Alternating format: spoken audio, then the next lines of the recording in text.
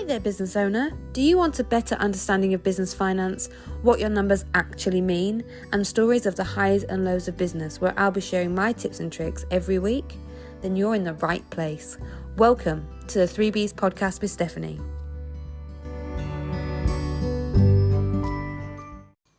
Hello and welcome to another episode of the 3Bs podcast. I'm your host, as always, Stephanie, owner and founder of multi-award winning bookkeeping and accountancy practice, ABCS UK. These podcasts are an absolute passion project of mine, and I love to give you short, sharp, 15 minutes or less episodes each week where I share business tips, the highs and lows of business, and help you to build a better business. I'm really excited this week because this week I want to talk to you about awards, and it's something that's not openly talked about. And there's obviously lots of do's and don'ts with awards, but they are a great marketing tool if you're a business owner. And I want to share more with you this week. On to the episode.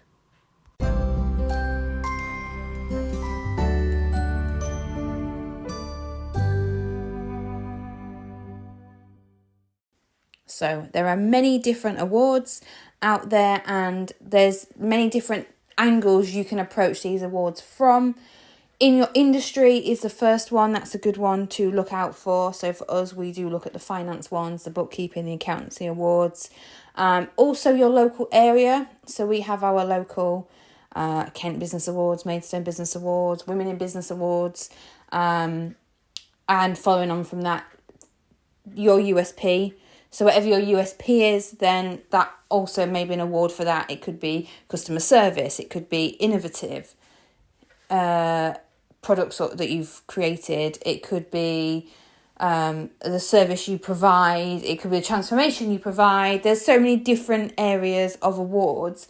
And then there's also the broader ones like the Entrepreneur Awards and the Small Business Awards that are national or even global, which you can enter if they're suitable. And obviously within each award, many of them have their own categories. So it could be that in the Small Business Awards, you are suitable for the Professional Services category and the Startup category and the Customer Service Award or the Family and Business Award. So it's definitely worth looking. What we do is we get an email from the lovely Elliot every month, and he sends through everything that's in my industry. So you can choose your industry with him. And then all the other awards that are ending in the next couple of months. So if you want to be added to that list, it's completely free. Find me on social media, either ABCS UK on LinkedIn, Instagram, Facebook, Twitter or X, Threads, or drop me an email. My contact details are in most show notes. I'll put them in these show notes too, actually. But send me the word award on social media on a DM, and I will get over the links for you to sign up in your industry. If you can let me know what industry you're in as well, that'll make it a lot quicker and easier for you. But that is a great place to start, is to see what awards are available, because there's far more than most people realise. Once you decide on the awards you wanted to enter, check their eligibility criteria and if there is any entry criteria. So awards often get a bad name because there is quite a few out there that are, congratulations, you've won an award. In order to accept it, you need to pay thousands of pounds. Or, congratulations, you've won an award, but if you'd like a trophy, it's going to be £500. And if that's how you want to use your marketing budget as a business owner, then that's great and that's fine.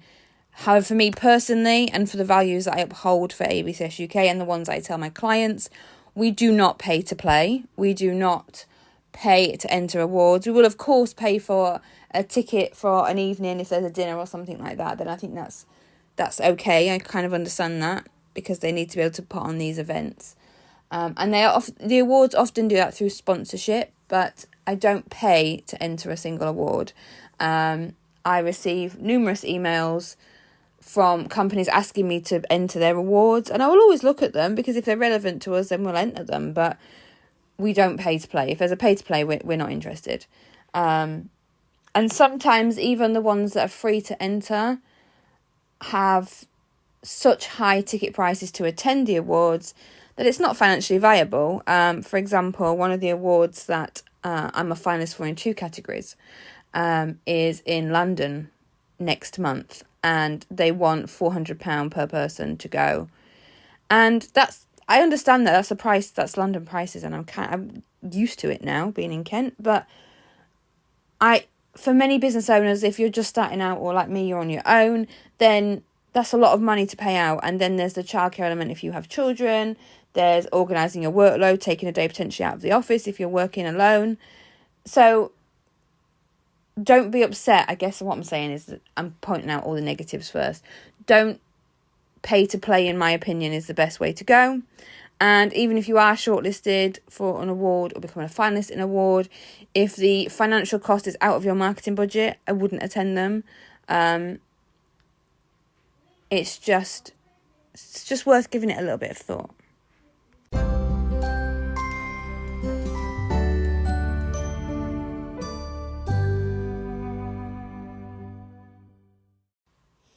I digressed on a little bit of a tangent there, but I've got off my soapbox. And pay to play is something that's quite important to me, and I like to be fairly vocal about it. Once you've decided what awards you're going to enter and that you are eligible to enter those awards, I would then look at starting to craft your submission. If you don't already have a bio on the business, now's the perfect time to do that. And you have to really step out of your comfort zone, and it feels almost like bragging. So I entered quite a few awards earlier in the year.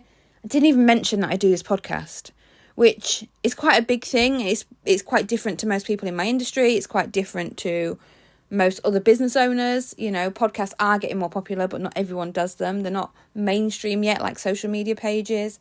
So that's like a USP. That's something that stands out, that makes me different from other business owners. And depending what the category is, that could be what tips the balance. That could be what enables you to win them. So start crafting a submission, start putting together things you've achieved, start looking for testimonials if you don't already have them, start collating all that information together. We keep it all in a secure folder on our server. Everything just goes in there, and then if we enter one and there's an application form where you can download it at the end, we put that in there as well, so we know what we've said. So we know what works. It's the same as anything in business. It's test and measure. It's see what works, see what doesn't. And I guess don't be too modest. Really do sell yourself. Really do tell people how wonderful you are. You're a business owner. You're obviously good at what you do. You wouldn't still have a business if you're not. And it's important to showcase that to everybody. And I guess my top tip, and the next step in the awards process, if you like, is to finalise your submission. Obviously make sure it's in by the due date. Some awards always extend it past the due date. There's a couple of awards who, no matter what due date they give you, they will always send you an extension, but don't count on that. Enter by the original deadline day. It also looks better on you as a business that you can actually stick to deadlines, not waiting and hoping for an extension despite how busy you are. And then forget about it. That's the best thing you can do. Don't sit and worry about it. Don't stress about it. Submit that application and you're done. Don't think about it. Because there's nothing worse than sitting and worrying about whether you'd put in this or whether you should have added that or whether you've done this. Believe me, I've done it myself. And that way, I also believe that once the shortlist announcements or the finalist announcements are made, then you're not going to get too disappointed if you're not included. There are awards that I've entered that I haven't been shortlisted for, which if you go onto the ABCS UK website and look at our awards in the press section, you'll think that I am shortlisted for every single award I ever enter, because we've been incredibly fortunate. I do believe it's because we do things a bit differently, which is why I'm sharing this knowledge with you. I don't want to gatekeep.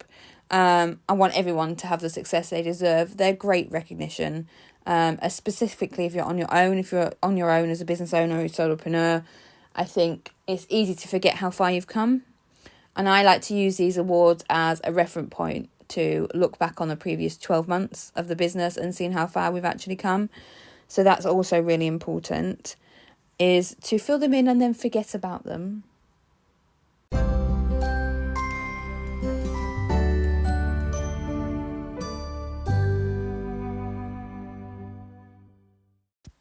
And then once you've entered them and forgot about them, you just start on the next one. And then it falls into our monthly marketing plan. It's no different than our social media content plan or our podcast plan. And as you go through month on month on month, you will start to realise, specifically if you are entering industry awards, that certain awards happen together. So in the next couple of months, there's the Accountancy Excellence Awards, which I think will have already been announced by the time this goes live. The awards will have been done for that one. There's the ICB Luca Awards, there's the Women in Finance Awards, all in the next sort of few weeks. It's definitely award season for the bookkeeping and accountancy industry.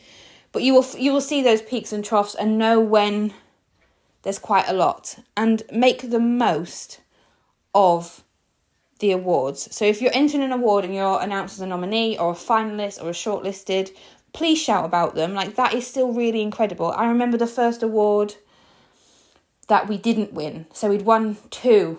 The first 2 we entered, we won. The third one, we were a finalist or we were shortlisted, but we didn't win it. And I remember feeling so incredibly gutted. I was like, oh, this is horrendous. And then once you realise and take stock that actually I was still in the final 4 of the whole country, like, that's still incredible. And your clients and your customers and your ideal clients and your audience will know and understand that that's also incredible. So they will be just as happy for you if you're shortlisted as if you win. So do make the most of those PR opportunities and shout in about the fact that you have been nominated or shortlisted, because it's still really, really good, and you should give yourself a pat on the back just for getting that far. That's still incredible. Honestly, I could go on and on and on about awards, and I think everyone should be entering them. I really do. I think they're a fantastic tool. My top tips for this is to get prepared. Start crafting your submissions now.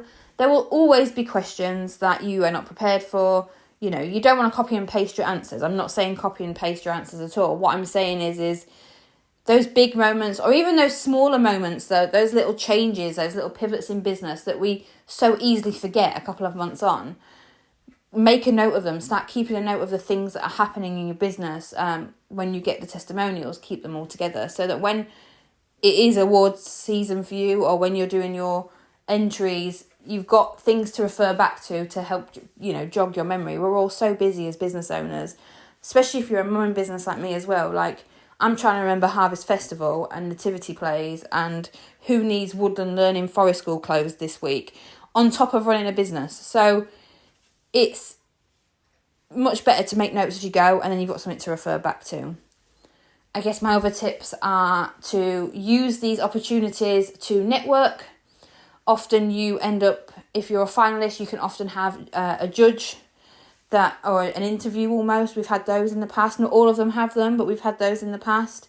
And you are able to make connections with other business owners. Usually a judge of an award is a business owner themselves, or is an expert in the industry that you're in. So with the Luca Awards, some of the judges are other bookkeeping and accountancy practice owners. They're great people to get in touch with and great people to have in your network. Obviously, networking opportunities. I have, from being at 2 award ceremonies, I signed 3 companies as clients. So, especially if you go for ones that are not in your industry, maybe your local area, or more generic, depending on who your ideal client is, more generic awards, you can make some great connections.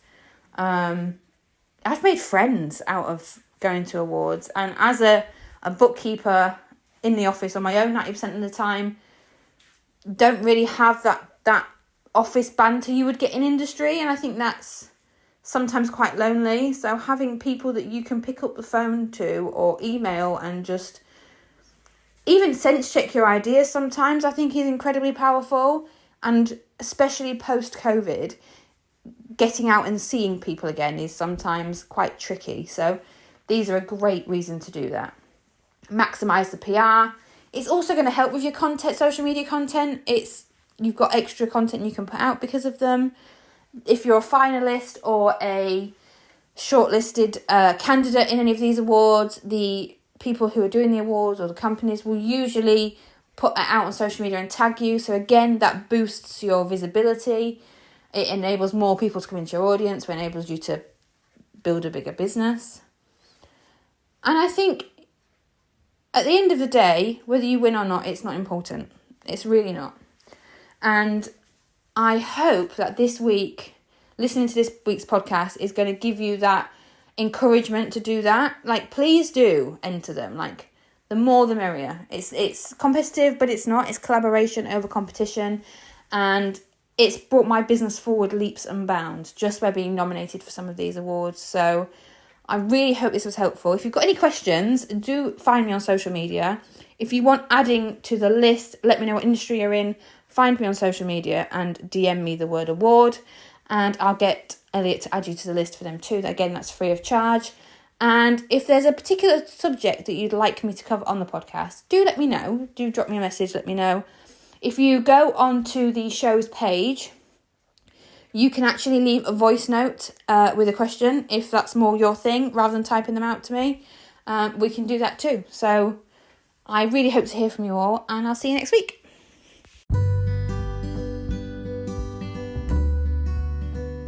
And that brings us to the end of another week of the 3Bs podcast with Stephanie.